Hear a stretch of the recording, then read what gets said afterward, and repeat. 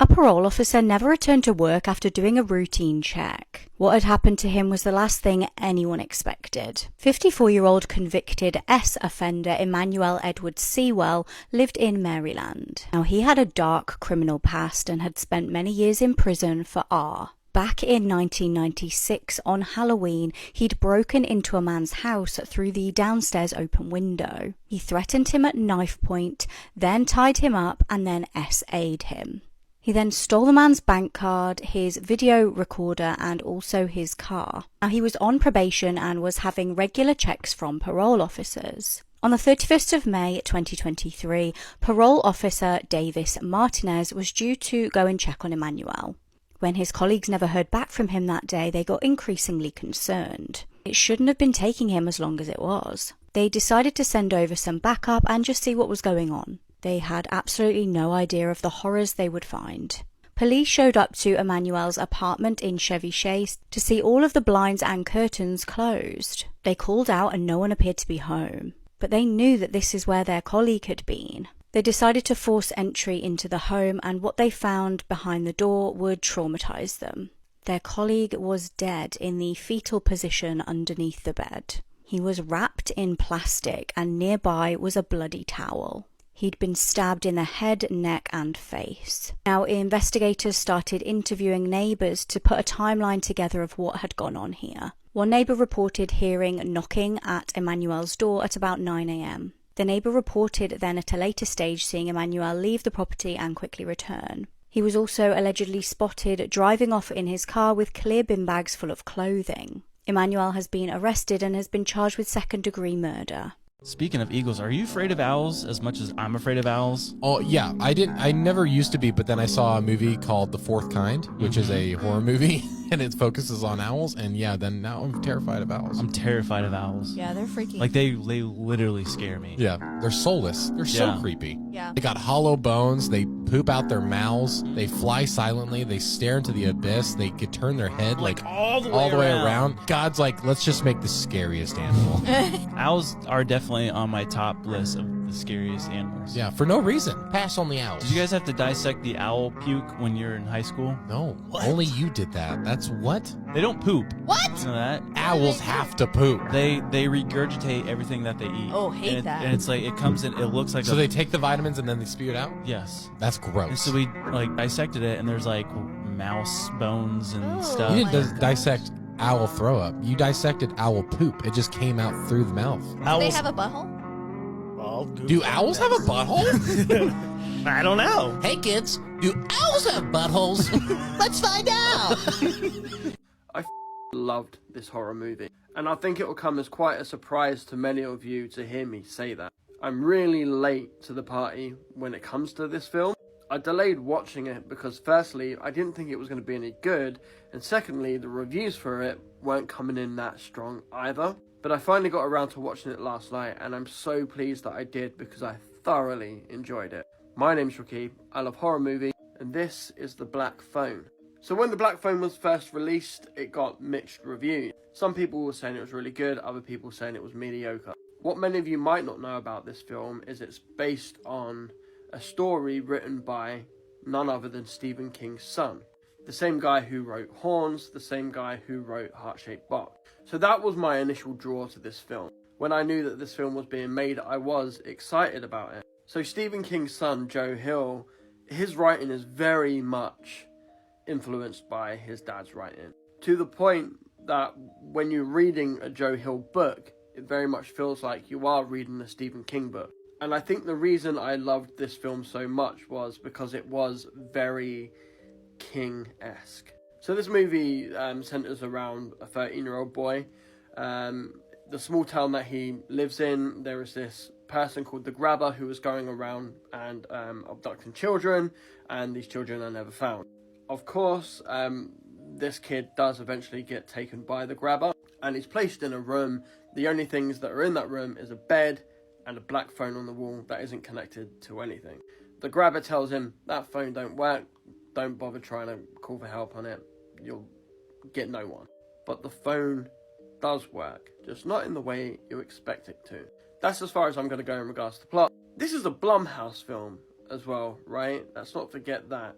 and I really, really, really liked it. I'm a huge lover of Stephen King. I'm a huge lover of Stephen King inspired works, and this reminded me of Stand By Me. It reminded me of It. It reminded me of Stranger Things. Like a lot of Stephen King's work, Joe Hill loves to mix true crime, mystery, as well as paranormal stuff together, and I think it works really well in this film. Joe Hill, like his dad, really knows how to set the scene when it comes to a certain era that they are writing about. And I think that has been adapted into this film really well. The grabber himself in this film, played by Ethan Hawke, is a awfully terrifying character. Ethan Hawke is such a good actor, and to see him in a role like this is really quite special. I think that he is the best performer in this entire film. I think a downside to this movie is there is some spotty acting throughout, but we're looking at a film that involves quite a lot of kids, so that naturally is the case when we do come across films with lots of kids in them. But the two main actors, the two main child actors in this film were really good. Some of the dialogue in this film is a bit iffy, but for the most part I thought this was a really well put together, enjoyable horror film. It had some good creepy moments in it, a couple of good jump scares, but the thing I loved the most is I felt like I was watching an old school Stephen King inspired horror film. This CCTV footage shows this woman's last moments before she was brutally murdered by this man, only moments later. Hi, I'm Meg. I talk about true crime. Let's get into this case. Grace Millane was only 22 and she had just graduated from the University of Lincoln. She was really excited about what was next to come. She had spent years saving up for a backpacking trip, and it was finally time for her to go. First, she went to South America for around 6 weeks. And according to her family, she was bombarding them with updates and pictures. She was a family girl. In November of 2018, she arrived in New Zealand. She was doing the whole solo travel thing, so she was on her own. Over a week later, she made her way to Auckland, where she checked into a hostel. Overall, she seemed to have been having a great time. December 1st, 2018, only a day before her birthday, she leaves the hostel at 6 p.m. to meet up with a guy from Tinder. This Tinder date's name was Jesse and he was 26 years old. You can see them meeting here in the CCTV footage and heading over to a restaurant/bar. Grace was being safe and she was texting her friend during the entire date, telling her that they were really compatible and that was going well. Jesse was apparently living in a hotel at the time, and around 9:30 they decided to head there. And these are Grace's last moments seen alive. The footage that comes after this is insane. December 2nd, aka the next day, was Grace's birthday, so her loved ones from England just started sending her loads of texts. Happy birthday, they were trying to call her. She wasn't responding, which was extremely out of character for her. Now, let me show you what Jesse was doing on the 2nd of December. Here's Jesse leaving the hotel. Here's Jesse up in that corner, buying a suitcase, returning it to the hotel, buying cleaning supplies, and lifting these suitcases back into the elevator and into a rental car that he bought that day. That same day, he even bought carpet cleaner, like a whole machine that cleans carpets, and told the hotel it was because he spilled some red wine on the floor. Safe to say he's looking a bit suspicious. By December 5th, Grace's family had not heard back from her yet. At this point, they had a really bad feeling, and so they called the Auckland police to let them know that she was missing. So they filed the missing persons report, and the Auckland police started digging. The police did an amazing job in this case. Go to part 2 to see what happened next because it's insane. This movie successfully scared the shit out of me. So the movie behind me is considered one of the scariest movies ever made, and I haven't seen it for a really long time, and last night I was in the mood for something spooky. My name's Ricky, I love horror movies, and this is The Conjuring. So if you haven't seen The Conjuring yet, it's about a family who move into an old farmhouse and spooky goings-on start to happen. It was released back in 2013 and directed by James Wan. It's set in the early 70s, I think, or late 60s, early 70s, and it centers around the true life haunting of the Perron family. When this family start to experience a whole bunch of paranormal activity, they turn to famous demonologists Ed and Lorraine Warren. I know that the Warrens are quite problematic, but I approach these films from a place of wanting to be entertained. In my opinion, this is one of the scariest movies ever made. I've seen this movie a few times, but I haven't seen it for about 6 years, and I'd forgotten a lot of all the really scary stuff. Me and my partner last night, we wanted to watch something that didn't involve us using our brains. So we put this movie on and we were both successfully scared. For me, this movie marks the start of what I like to call the horror renaissance. I would say from this point onwards, we started to get some really good, well thought out horror movies, and we can thank James Wan for that, I think. This movie is atmospheric, it's dark, it's creepy. It's also got some comedy in it, which I appreciate from time to time. The acting from start to finish in this movie is really, really good. And this movie has a lot of child actors in it, and normally child actors can be a bit shaky. But for me, every performance was great. And it's quite a stylish movie as well. There's a lot of shots in this movie where I turned to my partner and said, I really like that shot. They've done a really good job at transporting us back to the time where this movie was set. The set and costume design is really good. You really feel like you're in the late 60s, early 70s. And when you combine that with music that came out in that era, you really feel like you're there. I also forgot how grown up this film is. What I mean by that is the end scene is quite heavy. It's not a gory movie by any means, but they do things towards the end of this film that is quite shocking. The exorcism scene in this movie I thought was done really well. Sure, there were certain parts in this film, particularly at the beginning of the exorcism scene, that were really dramatic and over the top, but they kind of tone it down halfway through, and I really appreciate that. It's quite emotional towards the end as well. Out of all three Conjuring movies, this is by far the best one. Number 2 is good, don't get me wrong, but this film feels a lot more serious than the other films. The one thing that I really didn't like about The Conjuring is the opening scene. I hate Annabelle. I think it detracts a lot of the seriousness with this film, and if I had one wish, I would remove that opening scene altogether, because it doesn't match the tone of the rest of the film. Plus it went on to spawn awful spin-offs. Like Annabelle 1 and Annabelle Creation are awful films. But this is a genuinely scary film. There were several times throughout this movie where I jumped out of my skin, and I've seen this movie a few times. I think this movie has earned the right to be called one of the scariest movies ever made, because this terrifying murder remains unsolved to this day.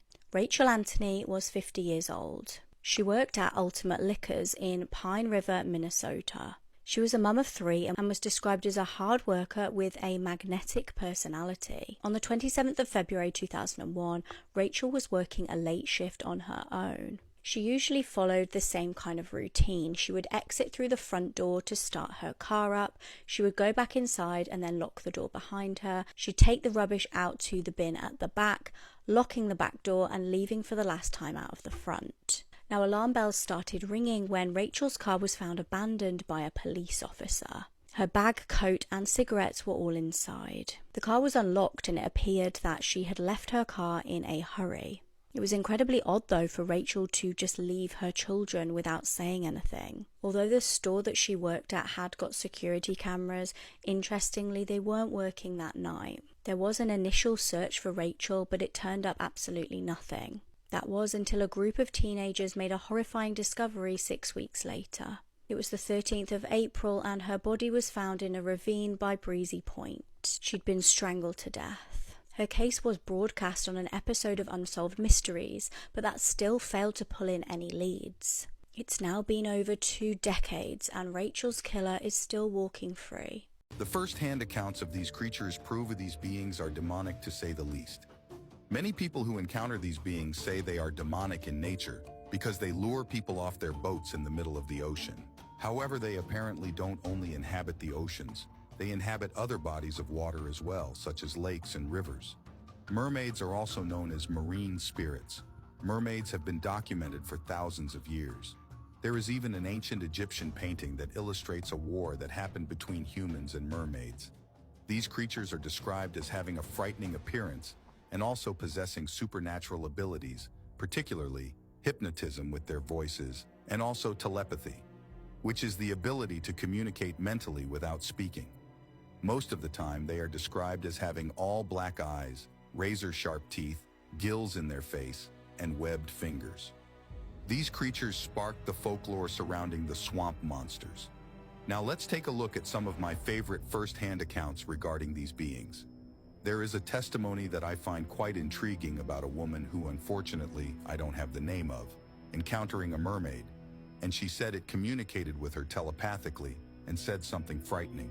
A woman was swimming in a lake while her family was off in the distance, cooking at a family event they were throwing. The woman said she got onto this rock near where she was swimming, and in her own words, everything went silent. All her family, the birds, the wind, everything went completely silent. And then she seen a mermaid with all black almond-shaped eyes emerge from the water and telepathically told her, "I can make you jump in the water." She said she began to get frightened, and then the mermaid looked dissatisfied and then swam away, vanishing into the depths. This 18th century woman claimed that over several months, she gave birth to not just one rabbit, but an entire litter of 17 from her womb, because clearly faking a normal pregnancy was too pedestrian. Now, you think that any sane medical professional would immediately call BS on such an absurd assertion. But big-name surgeons like Nathaniel here, King George's I doctor, gobbled up Mary's bogus bunny births hook, line, and sinker. For months, Mary bamboozled her entire town into thinking that she could actually birth rabbits. But eventually she got exposed because one of the witnesses saw one of her accomplices shoving dead rabbits up her hoo-ha. That's right, you heard me. Leaving it there for extended periods until her body just kind of like manually pushed it out. It's an honest miracle that she didn't suffer from like severe vaginal aspirations or 18th century gonorrhea. So why did this woman put herself through such a disturbing ordeal? Perhaps it was a desperate grab for fleeting fame and fortunes beyond her typical earning. Or maybe she just really hated her vagina. Whatever her rationale, Mary's... I don't even know what to call it. Well, she didn't go unpunished. And she was briefly jailed for being a notorious liar and cheat. Well, the more you know. Do not watch this video if you're claustrophobic. This is the dramatic moment that a man was rescued after 3 days at the bottom of the ocean. It was the 26th of May, 2013. Harrison O'Keene was sat on the toilet of a boat. He was 29 years old and working as a cook on the boat in question. The boat was just off the coast of Nigeria, and Harrison was soon to be having some annual leave. That was when disaster struck. A wave crashed into the boat, flipping it instantly upside down. The whole boat went black. Harrison was hit on the head by the toilet and felt blood pouring off his head. Shortly after, he worryingly felt the boat hit the bottom of the sea. The small room he was in started filling up with water. Harrison's heart understandably began to race. He was being buried alive in a watery grave. Now, as the water levels started rising, Harrison could hear his colleagues crying out. Harrison remained in a small pocket of air that had formed in the room he was in. He ended up breaking off a small piece of metal from a vent and using that to break free from this small room. He was able to actually find a torch that worked, but it was still incredibly dark and confusing. He managed to find some food supplies to keep him going. Harrison stated he could hear his colleagues crying out, but gradually the cries got less and less frequent and quieter. That was until he was left in silence. He was hoping that his colleagues had managed to escape. He stayed still in the area that he was in, praying and thinking about his mum and his wife. He knew it would be really dangerous if he started to panic. Then, finally, after days out of the darkness came a small light. It was a diver. After 62 hours of being submerged, he was finally rescued. Now, he was seriously dehydrated at this point, but he had to be taken to a decompression chamber. This is an example of what one looks like, and because he'd been submerged for so long, he had so much nitrogen in his body and it would be life-threatening for him to come out straight away. He had to spend 60 hours then in this claustrophobic chamber. Then, finally, Harrison was able to be reunited with his loved ones. Tragically, though, his colleagues had all drowned. Now, strangely, far from being terrified of the ocean, Harrison's actually now a professional diver. He really is an amazing example of human resilience. The most mind-twisting paradoxes of all time. The Raven Paradox is based on the following 3 statements. All ravens are black. Everything that is not black is not a raven, and this green thing is an apple and thus not a raven. Now, by saying those 3 sentences together, it logically follows that the sight of a green apple is somehow evidence supporting the notion that all ravens are black. This is of course a paradox because it implies that information has been gained about ravens by simply looking at an apple, which of course could never be. The irresistible force paradox asks, what happens when an unstoppable force meets an immovable object? The immovable object and the unstoppable force are both indestructible. So the paradox arises because it rests on 2 incompatible premises, that there can exist simultaneously such things as unstoppable forces and immovable objects. You've probably never seen your neighbors bringing their groceries inside, have you? Just think about it. Have you ever actually seen them carry groceries from their car and into their house? Or if you live in a building, anyone on your floor bringing groceries into their unit? It's a relatable phenomenon said to be proof you're living in a simulation. It's so weird, like it's something we all do all the time. Everyone buys groceries, and yet somehow we never catch our own neighbors doing the same. The theory goes that for actual subjects, i.e. main characters of the simulation, mundane tasks outside of yourself, like someone carrying their groceries inside, are filtered out to preserve processing power, only showing you things that actually matter. Kinda how video games only render the viewing space you're currently looking at, and everything else doesn't exist until you look at it. And if you're saying, no, that's not true, I just saw my neighbors bring them in last week, well, I got news for you, pal. You're an NPC. You see the mundane tasks as a simulation, ain't got nothing better to show you. One thing we do all have in common, we'll always catch mom bringing groceries in, and these bad boys will be waiting for us every time. The theory that Bob Ross paints the landscapes and paints the areas of places where he hid bodies. What? Yeah. No. So take this in. So I'm gonna show you a picture. This is one of his most famous paintings ever. Yeah, and Bob Ross is like super innocent too. Yeah. He looks super innocent. This painting, it's called Happy Little Accidents, right? Now, this painting is an exact comparison to this real life place with this tree. Okay. And at this location, they found 5 dead women, half eaten alive. Half eaten? And buried under the tree. Where is this? I think this is in the States somewhere. Who would eat bodies though? I don't know. But keep in mind the title, Happy Little Accidents. So Bob Ross painted it and titled it Happy Little Accidents. Why is that such a sus name? The theory goes that every single painting that he's done is a clue, or at least even the exact location of where he hid these bodies that he's killed. I wanted her to look at me, but she couldn't pull her eyes away from you and your stupid hair. SCP-217, also referred to as the clockwork virus, is classified as Keter. This designation is due to its highly infectious nature and the severe and irreversible transformation it induces in biological tissues. Special containment procedures. SCP-217 is contained in a strictly controlled environment secured by double reverse pressure airlocks. Personnel are required to undergo stringent decontamination processes, including chemical showers and the use of fully encapsulated hazmat suits, before entering or exiting the containment area. A 24-hour quarantine and rigorous testing protocol are enforced post-exposure to prevent any possible outbreak. Description: SCP-217 is a highly resilient and adaptive virus affecting all members of the animal kingdom, with a 100% infection rate upon exposure.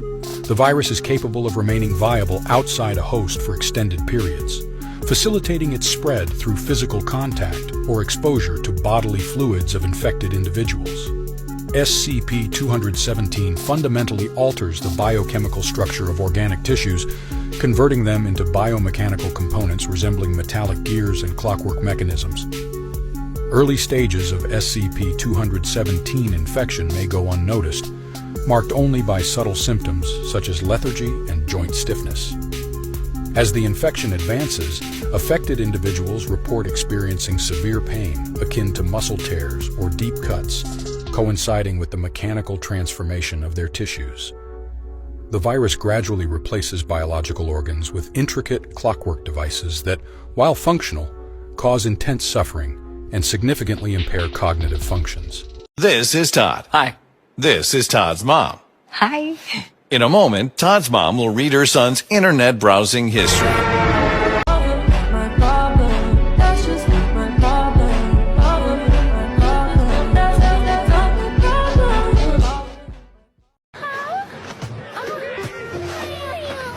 Hey, my grandmother can play better lah. Then call your grandmother to play, oh. Say it. You say it.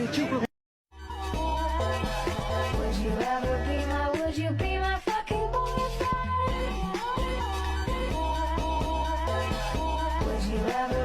Would you be my fucking boyfriend? What do these colors mean? I don't know, we gotta ruin it. It's not America. All I know is it's not red, white, and blue, so we gotta change it. We gotta fix it. Red, white, and blue. Put this. Yeah, sure, partner. That's the way to go. Partner, I think I f***ed up. I think I made the French flag.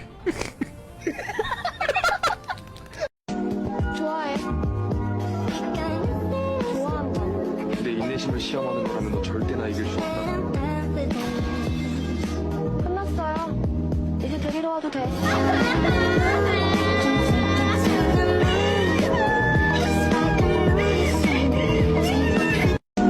좋아해.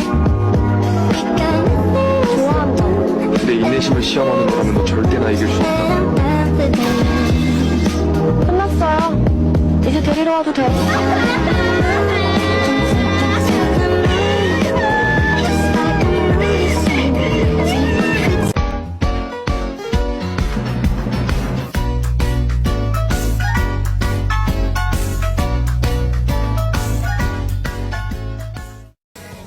아비.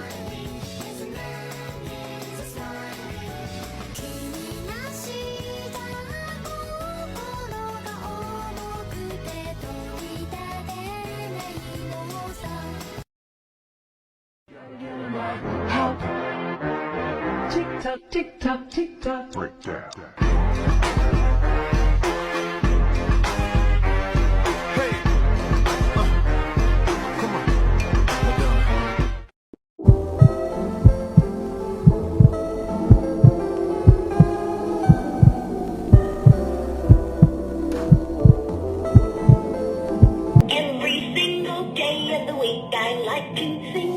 No, don't sing! Monday, Tuesday, Wednesday, Thursday.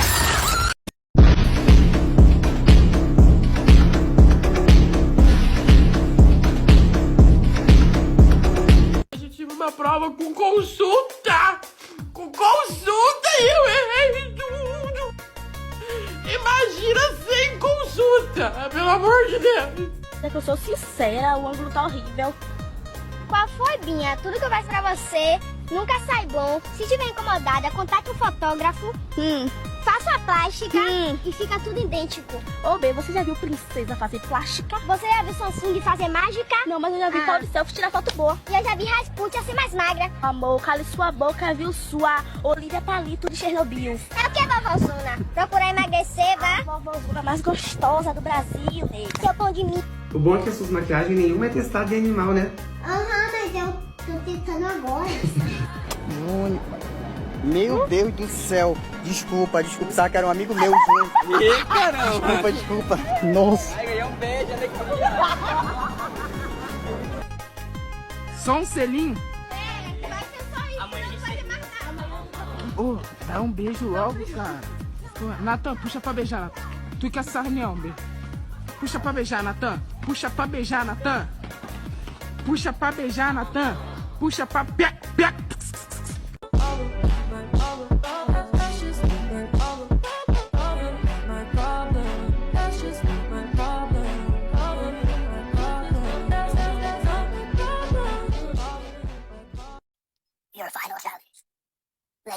都有放。哦，还有呢，对点水手。 รู้สึกว่าลืมน้ำปลาต้องเข้าไปเอาเพิ่มซะแล้ว สำหรับลาบแล้วใช้แค่ทิพรสก็พอ ในที่สุดฉันก็จะเอ้ยหยุดนะไม่ไอ้ลาบของฉันเอาลาบสุดแสนอร่อยของกูคืนมา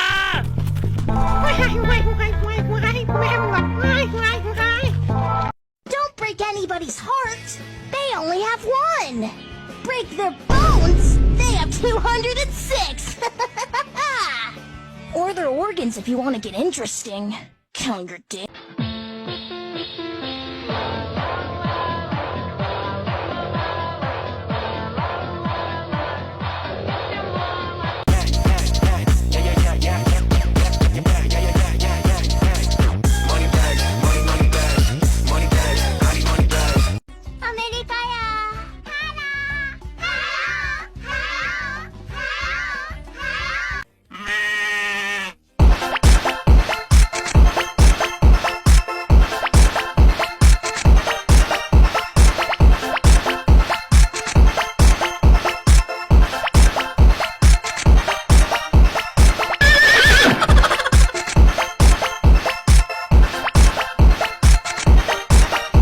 Bro, why are you so mad? It's early in the morning.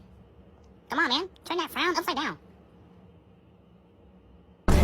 Yo, what's wrong with him? I don't know, bro. He just came to school mad. Bro, you got cramps or something? You need some pads? What is it? Why? Why are you so mad? Look at you trying to not laugh, bro. Come on, laugh. Come on, bro. Yeah. Big back, big back, big back.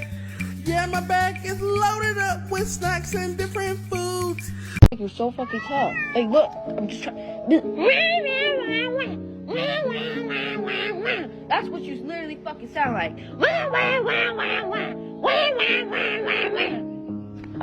I wanted her to look at me, but she couldn't pull her eyes away from you and your stupid hair. Charles don't look like no baby. Looking kinda old, Charles. Stop staring at my mommy's big, incredible boobies. I wasn't.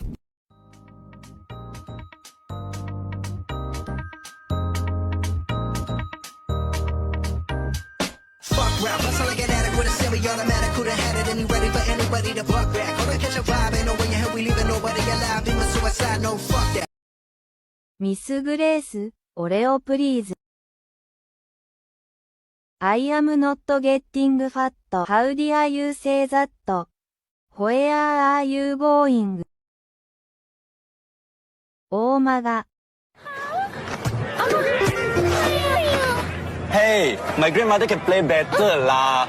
Then call your grandmother to play, yo. Say it! You say it! Them LA boys, they wanna fuck, they wanna fuck. Them New York boys, they wanna fuck, they wanna fuck. Oh, hi. ハロー。レッツソルブマスプロブレムズ。I can't believe it. You're incredible. This is Todd. Hi. This is Todd's mom. Hi.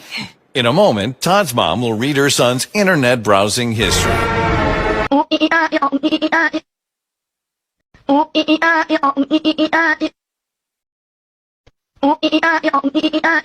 Aí, Nilini, você não falou que você ia me pegar na saída?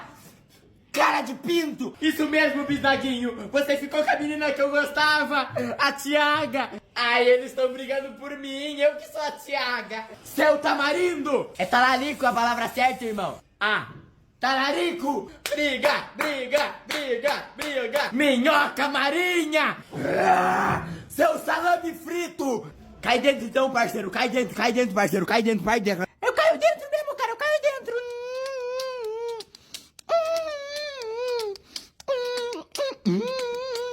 Ei, que é isso, gente? Eita, cara, diretor ali. Não é pra brigar aqui no colégio. Quer brigar? Briga lá fora. E foi aqui no Colégio Nacional do Bilal que aconteceu a briga entre Indilili e Bisnaguinho. Estamos aqui com a diretora do Colégio Nacional do Bilal. Senhorita diretora, o que aconteceu aqui? Aí de novo aconteceu essa briga, mas isso não representa o nosso colégio. Mas você acha que se desse pra brigar mais, ele dava? E... You're a loser. loser, baby. A loser, but just maybe if we eat shit together, things will end up differently. It's time to lose yourself, loathing, excuse yourself, let hope in, baby. Play your card, be who you are.